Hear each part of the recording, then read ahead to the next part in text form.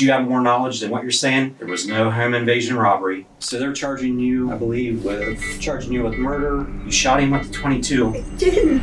Lying in this hospital bed is 36-year-old Deborah Frazier, currently pretending to be the victim of a home invasion that has left her husband deceased, believing that what she had done would remain a secret forever. What do you think happened to Tom? Honestly, don't know. Well, Tom was shot and killed.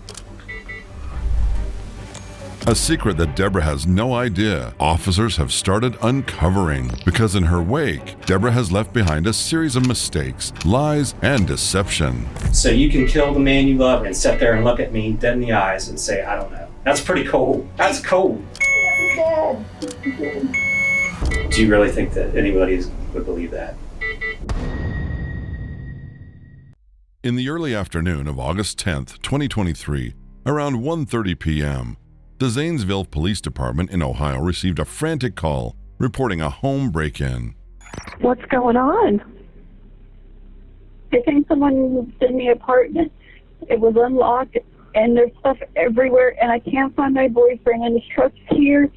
And Okay, ma'am. Are you inside the apartment? Are you inside the apartment? I need you to back out of the apartment if you are. Come back out of the apartment if you're in there. Okay. All right. Come on back out of the apartment. Are you in the hallway now? I'm trying to quietly get there. I don't know if someone's still in here. Oh, no. I see someone. Did you?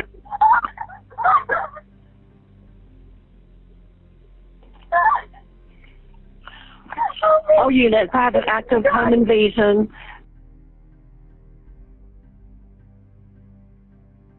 Oh, my God, I'm shot. Okay. Ma'am, what? He's what? I've been shot. Okay. You have or he has? I have. I haven't even been able to find him yet. Okay. Did you get shot? Yes. Okay. All right. Ma'am, who shot you? Someone in the mask. I don't know. I don't want to pay right now. After hearing that gunshot, officers raced to the apartment on Sandhurst Drive.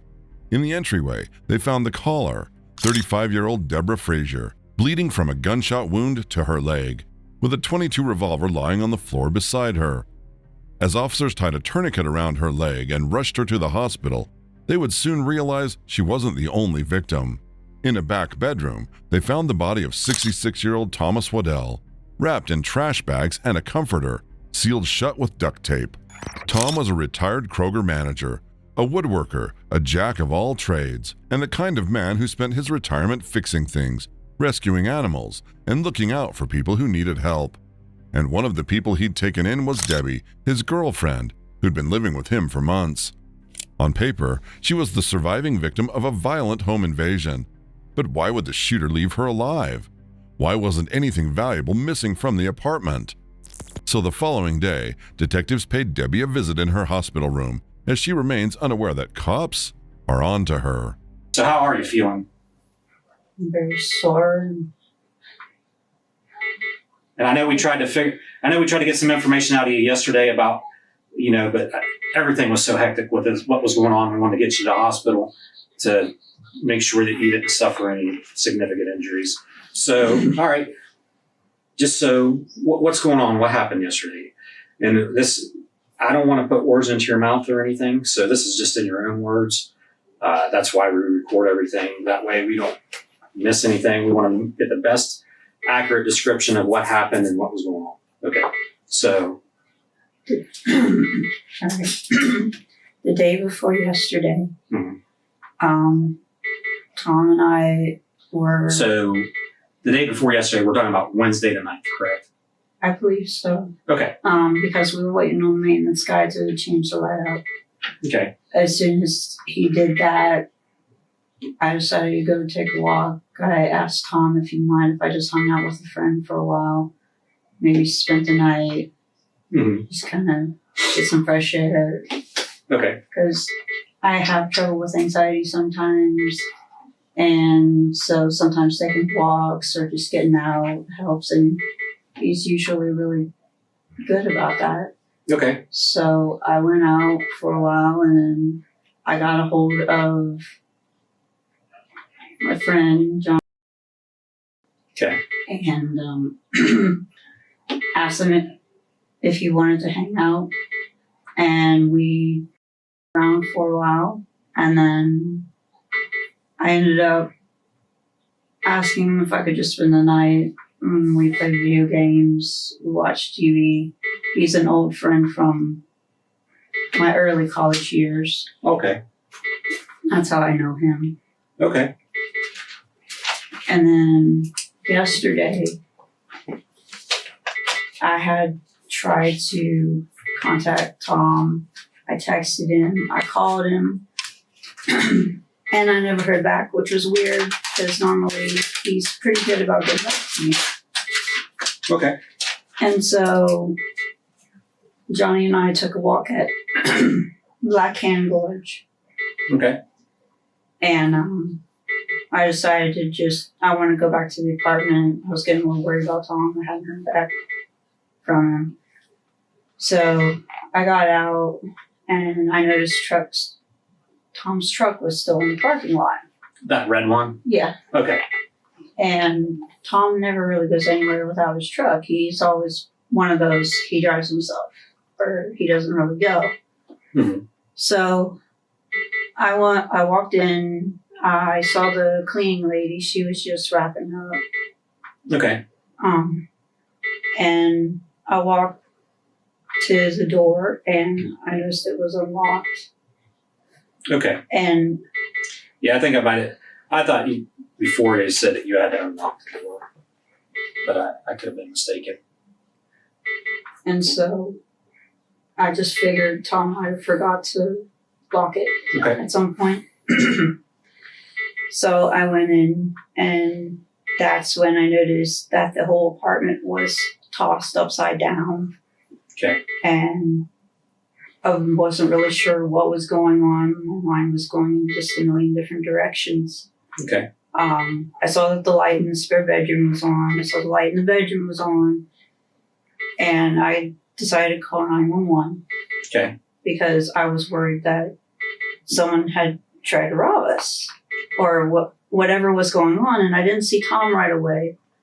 Okay. And so I was making my way back to the bedroom, but I glanced where Tom's phone normally lays. It wasn't there. I glanced in the spare bedroom where he usually puts all his stuff, like his wallet, his everything. And it wasn't there.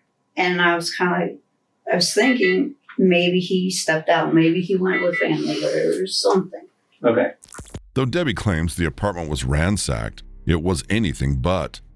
When first responders arrived, the scene did indeed look like it was a messy robbery.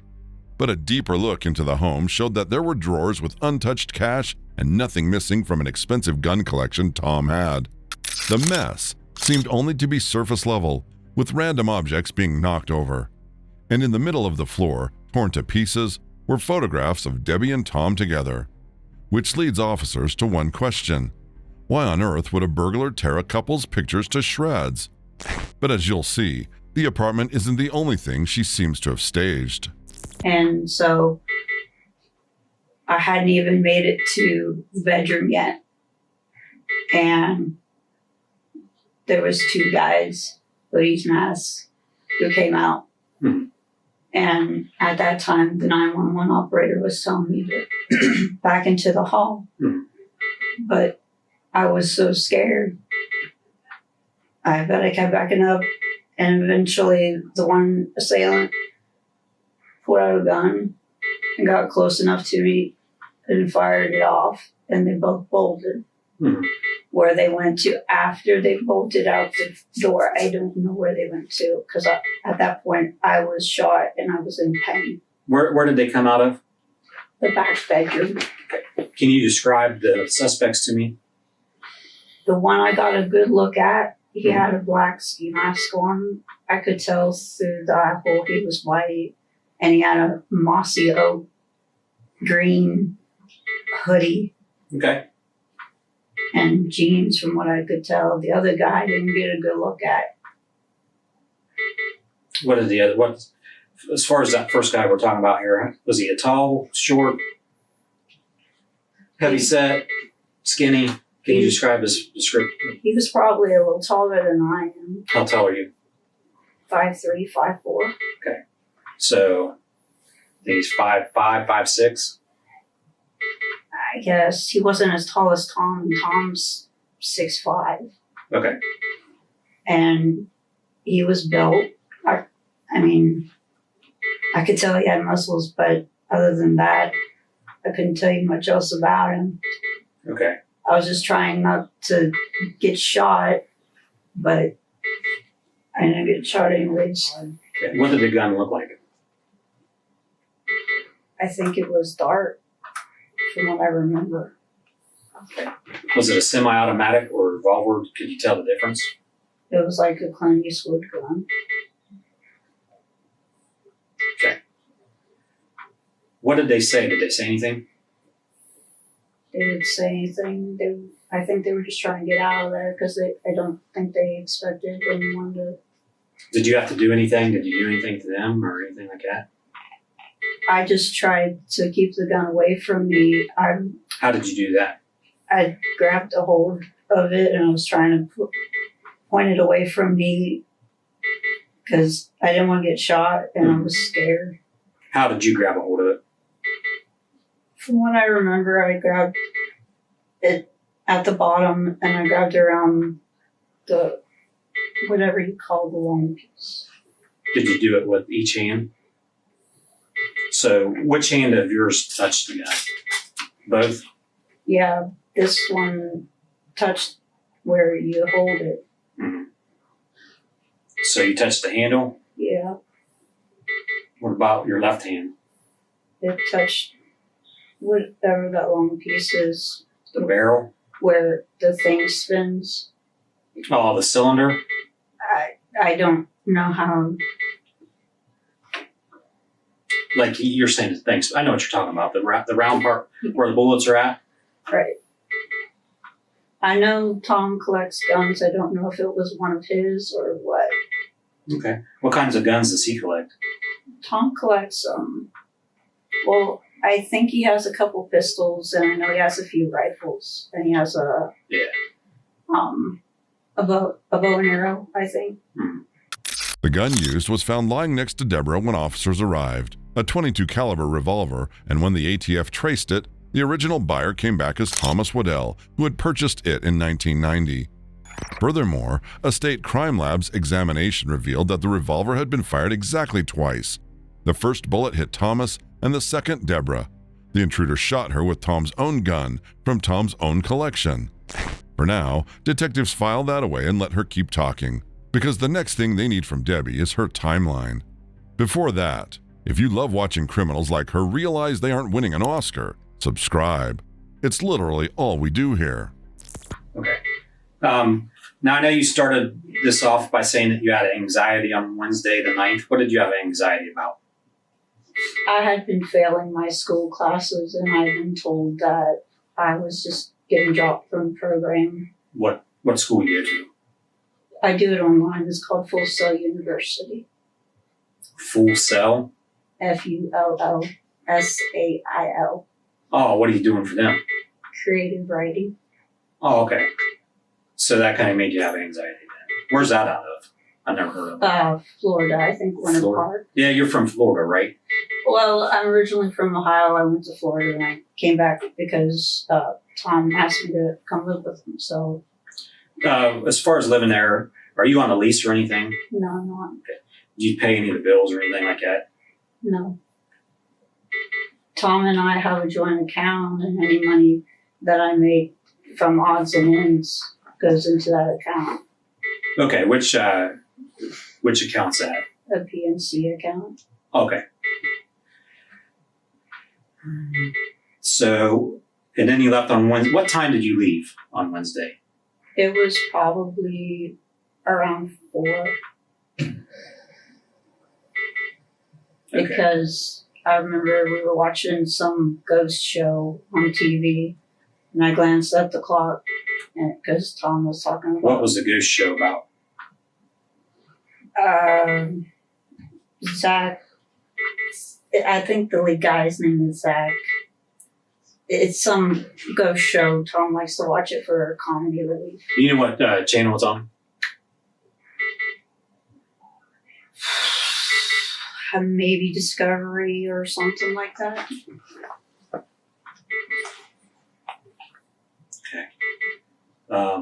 So you left at 4 p.m. with Johnny. At 4, I decided to head on out and go for a walk. Where did you go for a walk to? I left the apartment complex and I went right up Military. And then it wasn't till later that I called John. Okay, when did you call Johnny? I honestly don't remember the exact time. I'm trying to think. Because Yeah, I get it. I called and kind of shot the breeze with a few people I knew from Florida, just talked to them saying, hey, what's up? Mhm. And then after that, I went ahead and called Johnny. Okay, where's Johnny live at? Oakland, Oakland Avenue? yes. Is that And like I said, we drove to Fraziesburg, we drove to Dresden. And I just told him, that I had, was it light or dark out when you guys did that? it was light and then it got darker and we just kept driving around and listening to music. And Has he ever been to Tom's house before? no, he's never been. Okay. So he picked you up near. What kind of car does he drive? A white Prius. Do you know whose car? Is it his car or his parents' car? It's his car. So you guys go to Fraziesburg, Dresden, then what?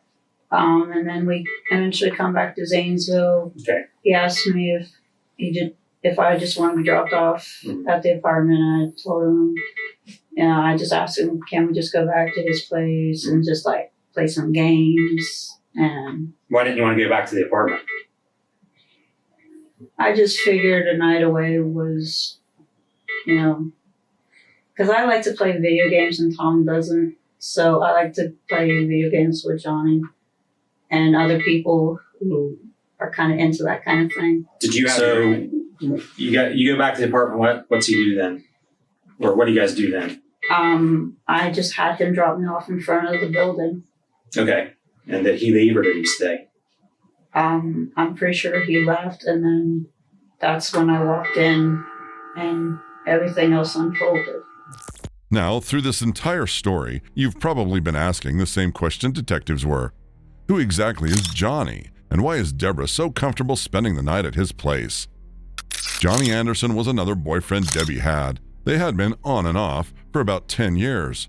And the reason Johnny was perfectly fine with his girlfriend living with a 66-year-old man is that Debbie told him she was Tom's live-in nurse and that Tom has a dementia patient in her care.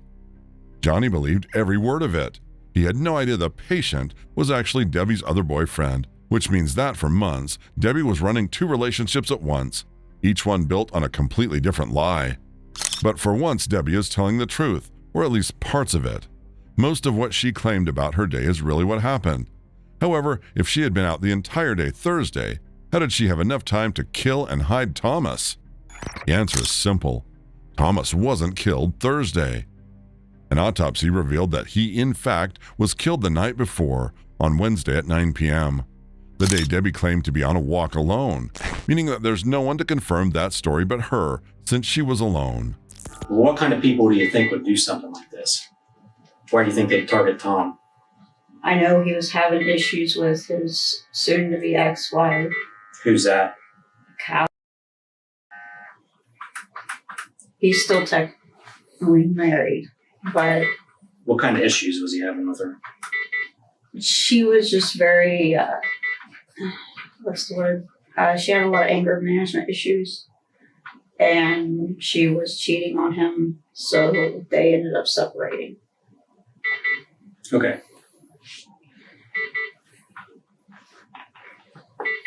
Do you think she would be the type of person to do something like this? But to break in and then shoot me, Yeah. I don't know. I mean, you're saying it was two guys. What do you think they were doing? What do you think they were up to? It's hard to tell, honestly. I don't know. Like I said, when I walked in, everything was all thrown about, and I could have been killed. When was the last time you ever fired a gun? Last time I ever fired a gun? When I was wrestling, trying to get the gun pointed away from me, I had a hold of it when it went off. Okay.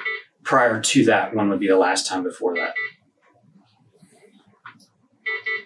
Before that, I had never fired a gun, like loaded and everything, because I know nothing about them. I couldn't load one if you said everything in front of me. Tom was trying to teach me about gun safety and all that, just in case, self-defense and stuff like that. And I mean, he showed me how to load like one of his pistols. So, I mean, but I don't remember exactly. But you never shot a gun before, correct? Correct. Okay. And the first time that you'd been around when it was shot was just yesterday, correct? Correct. Debbie really did not know how to use a gun, but to learn how to shoot a gun, Debbie turned to the best and most reliable teacher she knew, the internet. 4 days before the murder, on August 5th, she searched on her phone how to load a gun. Then in the days following, made a number of others like, will a gun fire the wrong ammo? How to know what ammo your gun uses? How to uncock the hammer on a revolver? Worst place to get hit in the head? And many others that showed her thought process in real time, learning how to murder somebody. Debbie, for the most part, believed she had outsmarted officers by deleting them from her phone. Now, keep in mind that through all of this, Debbie still doesn't officially know Tom is dead. So when detectives finally break the news to her, she delivers a performance more incriminating than her own Google searches. Well, what do you think happened to Tom? I honestly don't know. I even tried calling today. Does Tom have a cell phone? Yes. What kind of phone does he have? It's like an Android. Did you walk in the back bedroom? No, they came out before I could even make it back there. Why? Okay. Well, Tom was shot and killed.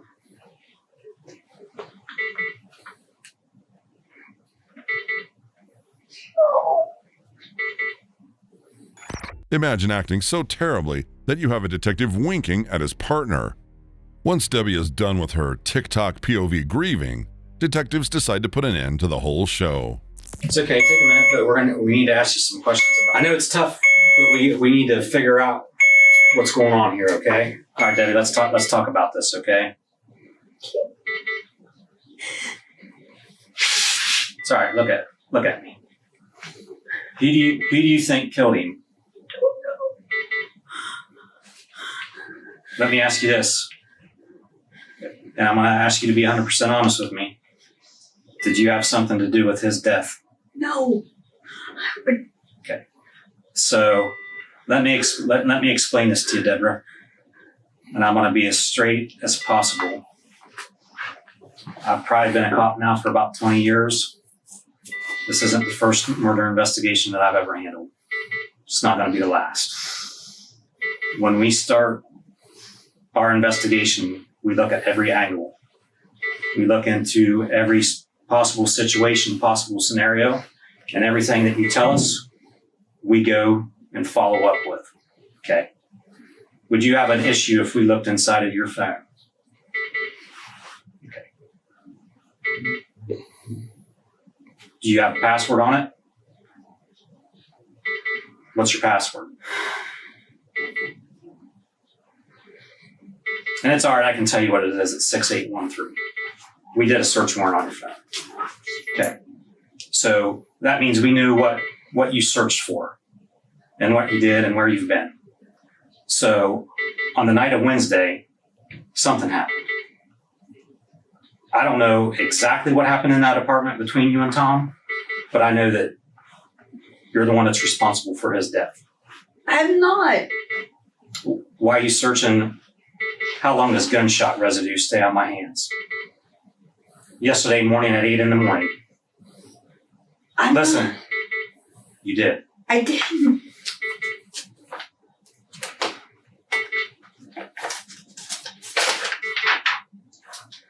Debbie's search records. How long does GSR stay on skin? Yesterday morning at 8:16 in the morning. Lake County, Florida court records, Muskingum County court records. I'm telling you, we already know the questions or the answers to the questions we're asking you. Here's your chance to get your side of the story out. If there was something going on that caused this, you need to tell us right now. But you have more knowledge than what you're saying. There was no home invasion robbery. Okay? There was absolutely none. So you've already locked yourself into the biggest lie. Here's your chance to unwind it and tell the truth.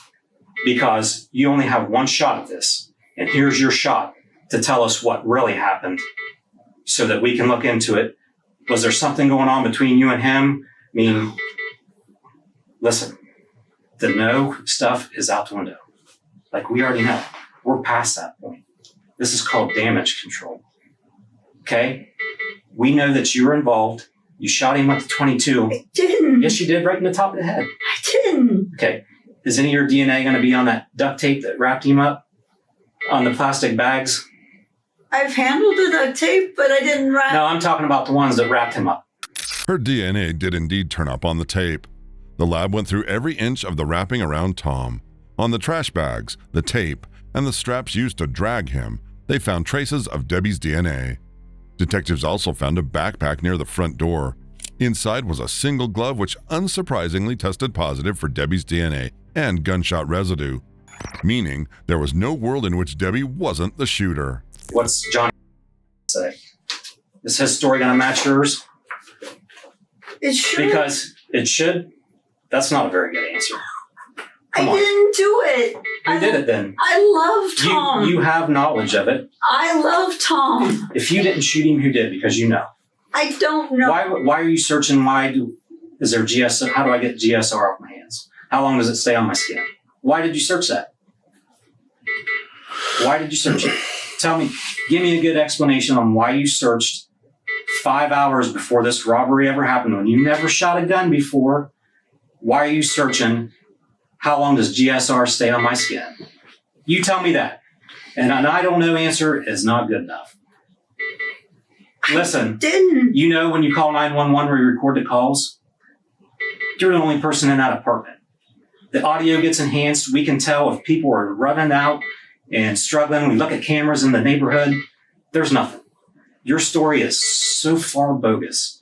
If something happened in that apartment, you need to tell us now. Because, listen, you already know what happened. If you're going to sit here and lie, how do you think that makes you look? That doesn't make you look good at all, honey.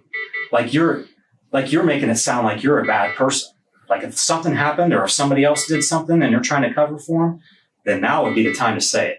Because the only thing you're doing is making yourself look like a monster by not telling the truth. I didn't do it. Who did it then? I don't know. Listen, I don't know. Isn't going to fly. You know this. You know this.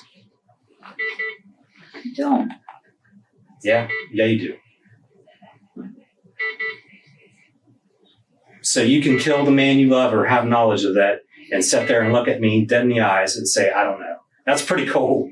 That's cold. I didn't do it. Then tell us who did, because you have knowledge of who did. I don't know. I don't know isn't going to fly. I'm telling you. You can't even explain why you have those search history in your phone. How do you think that makes what do you think that makes us think? Stand in my shoes here for a second. How's that look on you? Bad. Why does it look bad? Because you think that I looked stuff up so I could get away with something. Okay. And why does that look bad? Because you think I killed Tom. Okay. There's no motivation for anyone to kill Tom. No. Other than you and all your Valentine's Day cards ripped up of you and him. Did he break up with you again? No. Was he going to go back with his wife? Not that I'm aware of. Did Johnny have anything to do with it? No, he didn't even know about Tom and I. Tom and I kept our relationship very private. Why's that? Because Tom requested it that way. Okay, why's that? Because Tom didn't want anyone else to know that he and I met while he was a manager and I was an associate. So when the officer downloads your phone, it takes connection records. You know how you said that you was at Johnny's house? It's telling me that you were hitting off Gray Wolf's Wi-Fi. So did you get rid of his phone? No. Did you throw it in the gorge? No, Are you sure? I'm sure. Listen, if you and Tom got into a fight or a disagreement and something happened that caused you to react in a certain way, that would be the time to tell us. There's nothing to be scared of. There's nothing to say, well, I did this or I did not do this. Like, you only get one shot at telling your story. And when it all gets laid out and then you get to see everything that was laid out, it's going to be hard to believe any word that's ever came out of your mouth. You know what I mean? Like, I'm not trying to give you a hard time. I'm not trying to bullshit you. I'm just telling you, from how I know how these things work, what we found out, what we're going to find out. We got multiple search warrants out right now for different things, different type of stuff that's going to the noose is going to get tighter on you. Okay. And the only thing that you can explain is, I don't know. Okay. And that doesn't look good. So here's your chance to say what happened and why it happened. Okay. You know what I mean? When I left Tom, I wanted myself because I for quite some time. Mm-hmm. And it had nothing to do with him. It just had to do with the fact that I had been dealing with those issues for quite some time. Okay. In 2020, I tried myself in Tennessee. Okay. But I wanted to die. It's tough. All A lot right. of things are tough, yeah, especially when you're in that state of mind. And I'm constantly in that state of mind. But anything I looked up in regards to that was, so I was setting up for my.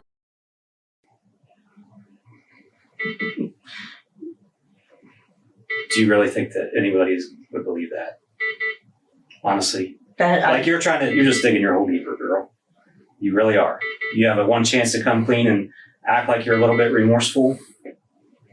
I don't see any remorse. Do you? Well, why would you care if your hands have GSR on them if you're dead? It was just a curious question.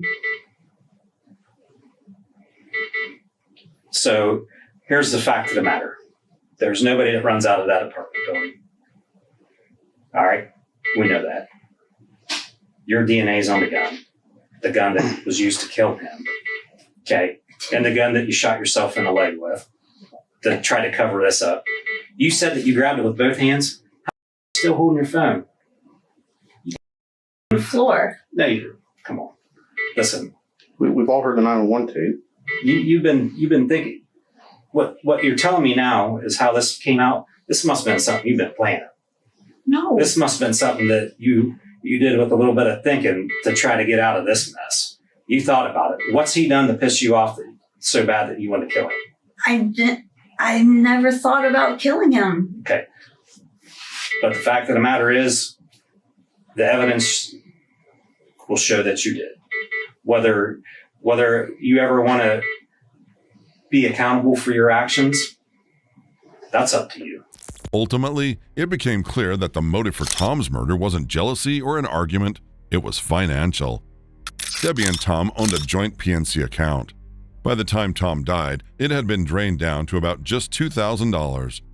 And to cover where the money was going, Debbie built Tom his very own fake fraud department. She created an email address, PNC Fraudulent Claims, and sent herself messages from a made-up fraud specialist, painting Tom as the victim of a banking scam. She even had Johnny call Tom and leave a voicemail posing as a bank representative. Johnny, as far as he knew, was just helping his girlfriend sort out a billing issue for her elderly patient. Investigators dug through all of it and landed on one conclusion. Johnny knew nothing. Not about the murder, and not even that Debbie and Tom were a couple. He cooperated fully, handed over his phone, and was never charged with a thing. Debbie, on the other hand, was charged with everything. Like, I've talked to killers before. I've talked to straight up people that shot several people. They at least had the balls to own it. And you don't. I didn't kill him. So if that's the case, then why'd you try to clean it up? I didn't try to clean anything up. There's hair in the trash bag that you covered his feet up, that you put his feet in. Yeah. Hair. Okay, your hair is inside of this. They went to the autopsy today. It's going to come back your hair. I mean, we can wait. We can wait until the DNA comes out, or you can just try to clear it up right now. It is what it is. You're putting yourself so far behind the 8-ball as far as why this happened. Like, you're denying, lying that you wouldn't do anything. So when it comes to the time, you're going to be like, I need a better story because I am really screwed because they do have the evidence. They me, and you've painted yourself into this corner right now. That's why I'm telling you, you only have one chance to be 100% honest with us. And I can tell you, you ain't been honest. Not even the closest. So if you want to be honest, we want to get this cleared up. Okay? So you need to start being honest. The game's up. Like, I'm telling you, it's over. There's a guy down in municipal court right now. They're filing charges on you. Okay? I didn't do it. Okay. And I wanted The black duct tape's underneath the countertop. The trash bags are back underneath the sink. Your hair's stuck in his sweatpants around a trash bag or on the bed. I didn't. All right, so your hair's in the duct tape, okay? From where he was wrapped up. I mean, it doesn't. How does that happen? And then, I mean, did you put the bag over his face because you couldn't look at him anymore and see what you done? I didn't cover him up. Okay, so you're going to say that you don't think that hair is going to come back to you? I don't know. I've been around those trash bags, that duct tape. Listen. Not out of a roll. Yeah. We don't. Not inside the bag. You got to open the bag. Yeah. You don't get hair on duct tape at Walmart. I mean, I bought a lot of duct tape in my life, but I've never bought any that comes pre-packed with hair, especially your hair. So. I didn't do it. Well, the I didn't do it story, that ain't gonna work. I'm telling you. Like, this is the only chance you're going to get. This is it. You already made yourself look bad because you didn't say what really happened at the time. You know what I mean? Does that make sense to you? Why would I go all the way back from Florida up here just to do something horrible? Why would anybody else do anything horrible to you? There's absolutely no reason. He's a great guy. Mm-hmm.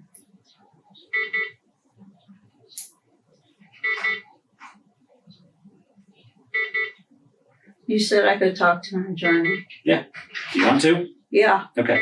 So they're charging you, I believe, with, as soon as he tells me what they're going to charge you with, I'll let you know, and then we'll get out of here. Okay?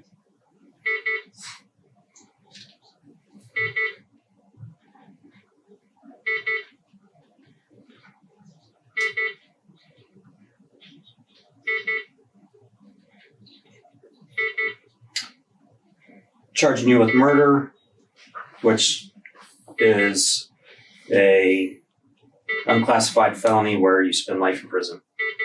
Felonious assault, which is F2. Tampering with evidence. Gun specs, which is mandatory time on top of any conviction. So you'll get life plus whatever gun spec time. Domestic violence, and your bond's going to be $2 million. Any other questions for us? All right. Enjoy your stay here. Detectives never got a confession out of Debbie.